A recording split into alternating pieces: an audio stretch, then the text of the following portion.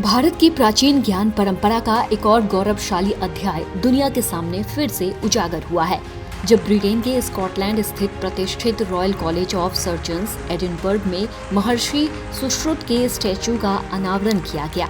ये सिर्फ एक स्टैचू नहीं बल्कि उस महान भारतीय विरासत को सम्मान है जिसने हजारों साल पहले मेडिसिन, साइंस और सर्जरी की नींव रखी थी।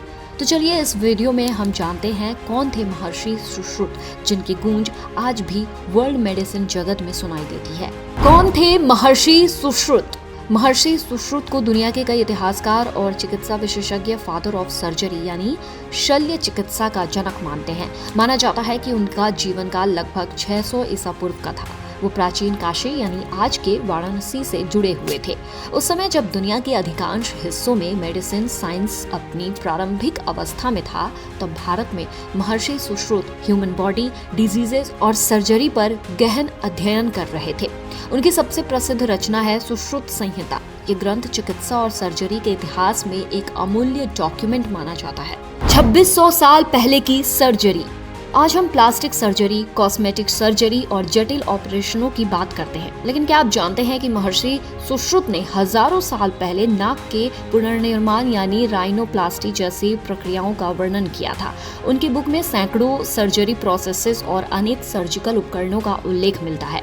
विशेष बात यह है कि इन उपकरणों की डिजाइन उन्होंने प्रकृति, पशु पक्षियों और आसपास के वातावरण से प्रेरित होकर तैयार की थी। यह दिखाता है कि भारतीय ज्ञान परंपरा केवल आध्यात्मिक नहीं बल्कि वैज्ञानिक दृष्टिकोण से भी अत्यंत समृद्ध थी। स्कॉटलैंड में क्यों लगी प्रतिमा? एडिनबर्ग के रॉयल कॉलेज ऑफ सर्जन्स में महर्षि सुश्रुत की प्रतिमा लगाने की पहल भारतीय मूल के वरिष्ठ सर्जन प्रोफेसर चंद्रा चेरुवू ने की।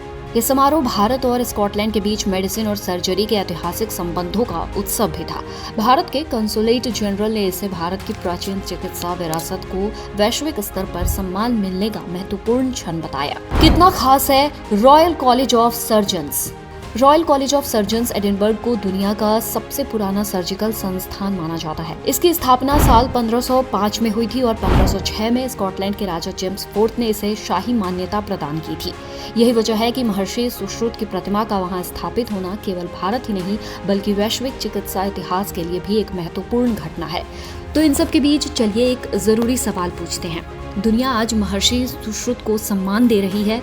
ब्रिटेन जैसे देश उनके योगदान को याद कर रहे हैं, लेकिन क्या हमने कभी ये जानने की कोशिश की कि भारत के कितने मेडिकल कॉलेजों में महर्षि सुश्रुत की प्रतिमा स्थापित है? कुछ संस्थानों और परिसरों में उनकी प्रतिमाएं या चित्र जरूर देखने को मिलती है, लेकिन देश भर के मेडिकल शिक्षा तंत्र में उनका सम्मान और उनके योगदान की चर्चा क्या उतनी व्यापक है जितनी होनी चाहिए?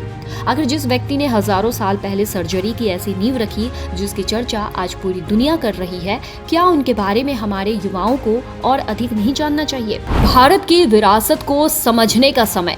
महर्षि सुश्रुत केवल एक चिकित्सक नहीं थे, वो उस महान भारतीय ज्ञान परंपरा के प्रतिनिधि थे जिसने दुनिया को साइंस, मैथ्स, एस्ट्रोनॉमी, आयुर्वेद और मेडिसिन के क्षेत्र में अमूल्य योगदान दिए। तो एक सवाल आपसे, क्या भारतीय होने के नाते हमारे ऋषि मुनियों ने हमें जो भी ज्ञान, विज्ञान और विरासत देकर गए हैं, हमें उन्हें और ज्यादा जानने, समझने और नई पीढ़ी तक पहुंचाने की कोशिश नहीं करनी चाहिए? बाकी देश और दुनिया की तमाम छोटी बड़ी खबरें आप पढ़ सकते हैं जर्नलिस्ट इंडिया की वेबसाइट पर। तो लॉग इन करिए www.journalistindia.com and .in। इसके अलावा यूट्यूब, फेसबुक, इंस्टाग्राम और एक्स पर भी जर्नलिस्ट इंडिया को फॉलो करें।